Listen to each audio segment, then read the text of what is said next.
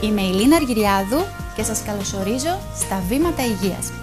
Η περιοχή των ματιών είναι το κυριότερο σημείο έκφρασης, επικοινωνίας και ομορφιάς ενός ανθρώπου. Είναι επίσης το σημείο εκείνο που προδίδει την ηλικία μας, αλλά και την κούραση της ψυχής μας. Αυτό αλλάζει και υπάρχει τρόπος.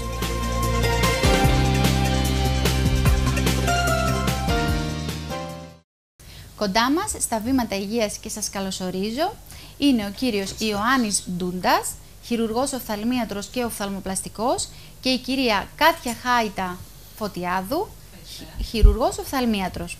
Και θα ξεκινήσω, κύριε Ντούντα, απευθείας από εσάς. Τι ακριβώς είναι το τμήμα κόγχου, βλεφάρου και δακρυϊκής συσκευής που ανήκει στο οφθαλμολογικό τμήμα της Euromedica Γενικής Κλινικής Θεσσαλονίκης? Το τμήμα αυτό είναι καταρχήν το πρώτο τμήμα που υπάρχει στον ιδιωτικό τομέα στη Βόρεια Ελλάδα, γιατί υπάρχουν ένα-δύο τμήματα κάτω στην Αθήνα. Επομένως είναι ένας υποτομέας της οφθαλμολογίας, γιατί η οφθαλμολογία, όπως ξέρετε, ασχολείται με καταράκτη, γλάυκομα, αποκόλληση. Η οφθαλμική πλαστική και επανορθωτική χειρουργική, όπως είναι ο τίτλος αυτής της υποειδικότητας, ασχολείται με ό,τι έχει σχέση με τα βλέφαρα, τον κόγχο, δηλαδή όλη την περιοχή πέριξ του οφθαλμού, αλλά μέσα στην οστέινη κοιλότητα, και δακρυϊκή συσκευή.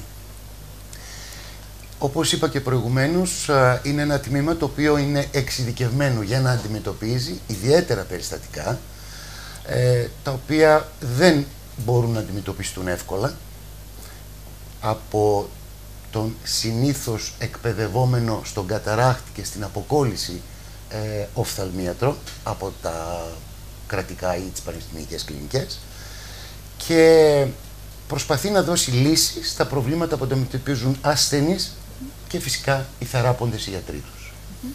Επομένως, είναι ένα εξειδικευμένο τμήμα το οποίο στοχεύει στην επίλυση αυτών των λιγότερο ή περισσότερο δυσκόλων ιατρικών προβλημάτων που αφορούν την ανωτέρα περιοχή.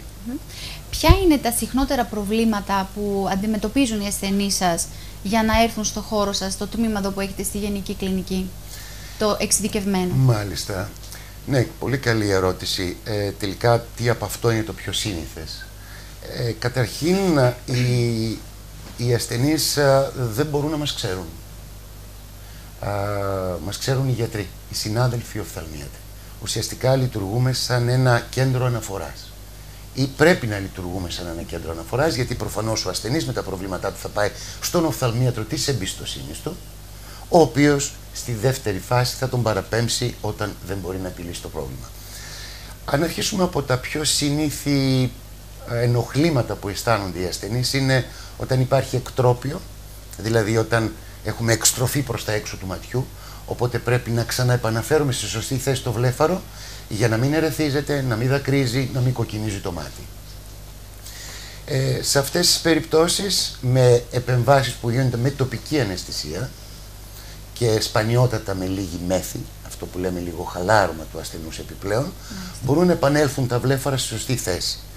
Εκτός από το εκτρόπιο ή το εντρόπιο, είναι και τα βλέφαρα που αλλάζουν θέση όταν έχουμε ασθενείς που υποφέρουν από τη θηροειδική οφθαλμοπάθεια. Ασθενείς που, όπως βλέπουμε, έχουν ανασήκωμα του βλεφάρου, αυτό που λέμε ανάσπαση, σηκώνεται προς τα πάνω το βλέφαρο, ή κατάσπαση, κατεβαίνει προς τα κάτω το βλέφαρο, με ό,τι αυτό συνεπάγεται για το μάτι. Αυξάνεται η επιφάνεια, στεγνώνει το μάτι, ερεθισμός, εκτός από την αισθητική δυσμορφία.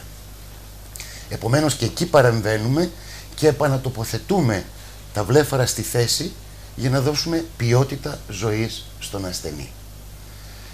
Τι άλλα προβλήματα μπορεί να εμφανίσουν? Άλλα προβλήματα, εκτός από τα θέματα που προαναφέραμε, πολύ συχνές είναι επίσης οι πτώσεις των βλεφάρων. Έχουμε τις πτώσεις της νεαρής ηλικίας, δηλαδή ασθενείς που γεννιούνται με ένα βλέφαρο χαμηλότερο από το άλλο, πτωτικό βλέφαρο, ή στην τρίτη ηλικία ή προς την τρίτη ηλικία, για να είμαστε πιο ακριβείς, αρχίζει και επέρχεται μια χαλάρωση του βλεφάρου, πέφτει κάποιο βλέφαρο, το οποίο μπορούμε να το δούμε και μετά από μια εγχείρηση καταράκτου. Μάλιστα. Διότι οι βλεφαροδιαστολείς που ανοίγουν τα βλέφαρα για να χειρουργήσει ο γιατρός, χαλαρώνουν επιπλέον τα βλέφαρα, με αποτέλεσμα να έχουμε ενίοτε μια πτώση λίγο καιρό μετά από την εγχείρηση ή της αποκόλλησης ή του καταράκτη. Επομένως, εκεί παρεμβαίνουμε και επανατοποθετούμε τον ανελκτήρα μη, δηλαδή το μη που σηκώνει το βλέφαρο, γιατί δεν είναι το δέρμα όπως φαντάζεται ο κόσμος, το εξωτερικό δηλαδή που βλέπουμε, τον επανατοποθετούμε στη θέση του. Πολλές φορές όμως, μια που είπαμε για την τρίτη ηλικία, έχουμε και το εξής συνδυασμό πτώσης του βλεφάρου, δηλαδή χαλάρωσης του μη που σηκώνει το βλέφαρο, με ταυτόχρονη δέρματοχάλαση. Δηλαδή βλέπουμε την αναδίπλωση που γίνεται και στα δύο πάνω βλέφαρα, εκτός από τα πριξίματα ή φουσκώματα στα κάτω βλέφαρα, όπου και αυτά ταυτόχρονα μπορούν να διορθωθούν σε μία χειρουργική επέμβαση ταυτόχρονα. Δηλαδή να διορθώσουμε τόσο την πτώση των άνω βλεφάρων, τη δερματοχάλαση των άνω βλεφάρων και φυσικά αν συνυπάρχει χαλάρωση και των κάτω βλεφάρων να παρέμβουμε και εκεί όπως πρέπει. Άρα μιλάμε για ένα τμήμα ναι μεν εξειδικευμένο, αλλά πολύ απαραίτητο, διότι από ό,τι μας είπατε είναι πάρα πολλές οι παθήσεις και πολύ συχνές θα έλεγα. Ναι, και συνήθως είναι παραμιλημένα περιστατικά, γιατί πολλές φορές οι ασθενείς θεωρούνται δευτερεύοντα ίσως, γιατί... Όχι, καμιά φορά δεν καθοδηγούνται σωστά. Μάλιστα. Ή δεν τους λένε ότι αυτό που έχεις, που σε ενοχλεί, δεν είναι κάτι το τρομερό, δεν υποσκάπτει την υγεία σου, δεν κινδυνεύεις να πεθάνεις, αλλά είναι ένα μαρτύριο καθημερινό. Το να τρέχει δάκρυ το μάτι, το να είναι κόκκινο, ερεθισμένο ή να είναι πτωτικό, ή να έχεις μια δυσμορφή αισθητική λόγω μια θηροειδικής οφθαλμοπάθειας και να είσαι νέος ή νέα, δεν είναι εύκολο πράγμα σήμερα. Φαντάζομαι πόσο πολύ χαλάει η ποιότητα των ανθρώπων, της καθημερινότητάς τους. Το είπατε πάρα πολύ σωστά. Πρέπει να ξαναδώσουμε την ποιότητα ζωής που πρέπει να έχουν οι ασθενείς. Άρα, πάνω σε αυτό το κανάλι πρέπει και οι συνάδελφοι οφθαλμίατροι να οδεύουν τους ασθενείς τους πώς μπορούν να τους κάνουν πιο ευτυχισμένους και πιο λειτουργικούς στη τελευταία ανάλυση. Σας ευχαριστώ πολύ, κύριε Ντούντα. Και να περάσω και στην κυρία Χάιτα, που θέλω να της κάνω κάποιες πολύ ουσιαστικές ερωτήσεις. Κυρία Χάιτα Φωτιάδου, έρχομαι σε εσάς τώρα και θα ήθελα να σας ρωτήσω, εκτός από τα προβλήματα τα οποία προηγουμένως μας προανέφερε πολύ αναλυτικά ο κύριος Ντούντας, ποια άλλα περιστατικά έρχονται και ποια άλλα περιστατικά αντιμετωπίζετε στο τμήμα της Γενικής Κλινικής? Για να πιαστώ από το προηγούμενο που είπε ο συνεργάτης και συνάδελφος μου, ο κύριος Ντούντας, ότι στόχος του τμήματος εδώ είναι να βελτιώσουμε πρωταρχικά την ποιότητα ζωής αυτών των ανθρώπων. Ναι. Διότι δεν αφορούν προβλήματα που θέτουν σε άμεσο κίνδυνο τη ζωή ενός ανθρώπου. Και αυτό έχει σαν αποτέλεσμα, δυστυχώς, τις περισσότερες φορές αυτά τα περιστατικά να παραμελούνται, όπως προείπε και ο κύριος Ντούντας. Ένα πάρα πολύ συχνό σύμπτωμα που έχει πάρα πολλοί κόσμος, αν ρωτήσετε στον περίγυρό σας, σίγουρα θα υπάρχει κάποιος, είναι η χρόνια δακρύρια. Μάλιστα. Χρόνια δακρύρια, δηλαδή, εκεί που να μας εξηγήσετε και για τον πολύ κόσμο να καταλάβει, γιατί μπορεί κάποιος, ξέρετε, να το έχει και να μην ξέρει τον όρο. Τι σημαίνει αυτό? Όταν τα μάτια μας δακρύζουν χωρίς εμφανή αιτία. Εκεί που καθόμαστε, την ώρα που βλέπουμε τηλεόραση, την ώρα που διαβάζουμε κάτι, την ώρα που περπατάμε έξω, το οποίο σίγουρα δεν είναι κάτι το οποίο μας πονάει, το οποίο θα μας κάνει να τρέξουμε στο νοσοκομείο. Αλλά για φανταστείτε τον εαυτό σας όταν είστε στεναχωρημένοι και κλαίτε. Μπορείτε να δείτε? Βλέπετε γύρω σας? Αυτοί οι άνθρωποι τις περισσότερες ώρες της ημέρας έχουν θολή όραση, πρώτον. Δεύτερον, συνεχώς είναι το χέρι τους στην περιοχή των ματιών, διότι προσπαθούν να πάρουν αυτό το εμπόδιο μπροστά από τα μάτια τους. Με ένα μαντίλι στο χέρι. Με ένα μαντίλι και αυτό βέβαια αυξάνει, θεωρώ, και τις πιθανότητες μολύνσεων. Μολύνσεων, βλαβών στα βλέφαρα, δημιουργείται χρόνιος ερεθισμός, χρόνια ειδήματα. Διάφορα προβλήματα μπορούν να δημιουργηθούν από εκεί και πέρα.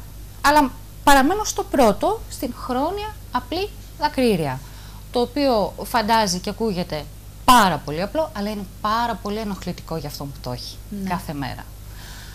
Και επειδή ακριβώς δεν θεωρείται κάτι άμεσο ή επίγον ή τόσο σοβαρό, γι' αυτό και πολλές φορές δυστυχώς ακόμα και από τους συναδέλφους μας παραμελείται. Ναι. Με αποτέλεσμα αυτοί οι άνθρωποι να πηγαίνουν από γιατρό σε γιατρό, από οφθαλμίατρο σε οφθαλμίατρο και να λένε εντάξει, δεν έχεις τίποτα, λίγο δάκρυ τρέχει από το ματάκι σου. Μην το δίνεις σημασία. Δεν γίνεται όμως για κάποιον που το έχει αυτό κάθε μέρα, όλη μέρα. Είναι εύκολα αντιμετωπίσιμο αυτό, κυρία Χάιτα, δηλαδή? Καταρχήν, το πρώτο που πρέπει να γίνει είναι να κάνουμε μια καλή εξέταση της δακρυϊκής συσκευής, να δούμε σε τι οφείλεται αυτή η χρόνια δακρύρια. Είναι μια χρόνια φλεγμονή που υπάρχει στην περιοχή, υπάρχει μια στένωση του δακρυϊκού σημείου, και για να μην μιλάω έτσι πολύ επιστημονικά, να πω με απλά λόγια τι είναι η δακρυϊκή συσκευή και συγκεκριμένα η αποχετευτική μοίρα της δακρυϊκής συσκευής, γιατί εκεί απευθυνόμαστε. Είναι το αποχετευτικό σύστημα, το κανάλι από το οποίο διοχετεύεται το δάκρυ που παράγεται στο μάτι. Για να δουλεύει φυσιολογικά το μάτι, παράγεται το δάκρυ από το δακρυϊκό αδένα, περνάει μπροστά στο μάτι μας, το οποίο δάκρυ είναι υπεύθυνο για την οξυγόνωση του ματιού και για την καλή ορατότητα του ματιού. Όσο δύσκολο είναι, να το πω λίγο έτσι μια παρένθεση, για κάποιον να βλέπει καθαρά όταν δακρύζει, άλλο τόσο δύσκολο είναι για κάποιον ο οποίος δεν έχει δάκρυ και έχει ξηροφθαλμία. Μάλιστα. Το είναι ένα άλλο μεγάλο κεφάλαιο. Άρα λοιπόν, εμείς ασχολούμαστε και καλούμαστε να δούμε σε ποιο σημείο του αποχετευτικού συστήματος υπάρχει βλάβη. Μάλιστα. Ηλικιακά πιάνει όλες τις ηλικίες, ή επειδή αυτό ακριβώς η εικόνα αυτή που αναφέρεται με το μαντίλι που δακρύζει και σκουπίζονται είναι πάρα πολύ ηλικιωμένη? Εμένα μου έρχεται δηλαδή η εικόνα ενός ηλικιωμένου ανθρώπου.